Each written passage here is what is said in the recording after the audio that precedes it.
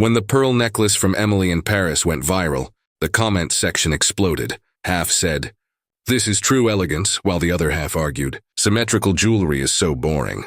On that same day, a French classical musician sent me a message. "I want a choker, but I don't want a symmetrical design. Music itself isn't symmetrical." She said she was a cellist who had taught at the Paris Conservatory of Music for 20 years.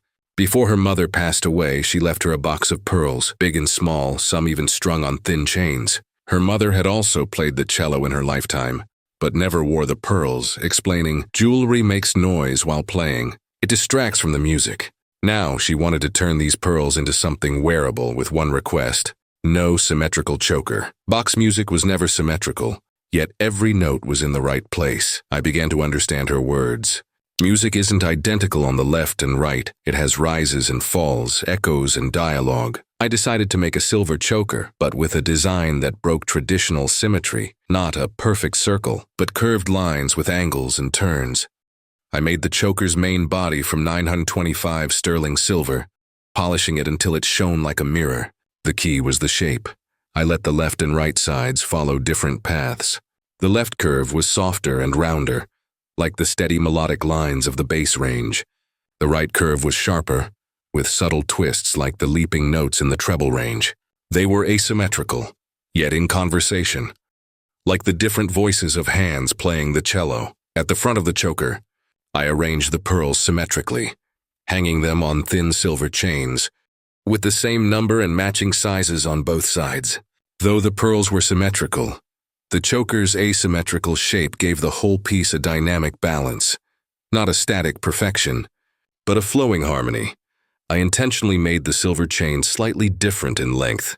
When the pearls hung down, their angle varied with the choker's curve. The left pearls hung straighter due to the soft curve, while the right ones swayed slightly outward because of the twists. It was like notes sounding from different positions, same pitch but different resonance.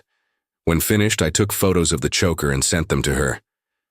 She replied with a voice message, her tone trembling, "You get it. The pearls are symmetrical, but the song they sing isn't. Like how two hands press the same notes, but the left hand never feels the same as the right." On the day she picked it up, she wore a black turtleneck. I helped her put on the choker. The symmetrical pearls hung at her collarbone, but the choker's asymmetrical curve made the pearl chains swing differently. When she tilted her head, like cello strings, vibrating at different positions, she stood in front of the mirror and struck a playing pose. Left hand pressing an imaginary fingerboard, right hand holding an imaginary bow. The pearls swayed with her movement. She paused, her eyes tearing up. "Mom said she didn't wear these pearls because she was afraid they'd make noise." Now I know it wasn't the noise she feared, but waiting for the right kind of sound. She told me her mother had been the principal cellist of an orchestra in her youth, and the pearls were gifts from each performance. "You've turned them into music," she said. "The pearls are symmetrical, but the choker isn't. Just like life. We try to stay balanced, but the path is never straight. Mom's music career was short but bright. Mine is longer but quieter. We're different, but we're in dialogue." She turned to leave, then looked back. "I have a solo concert next week. I'll wear this on stage." Mom said jewelry distracts from music, but now I know. Some jewelry isn't a distraction. It's an accompaniment. I watched her walk out of the studio. The asymmetrical choker glowed in the sun, and the symmetrical pearls swayed to different rhythms because of the choker's curve. What she wanted wasn't just a choker. It was proof that even with the same pearls, as long as their paths differ, they can still sing their own songs.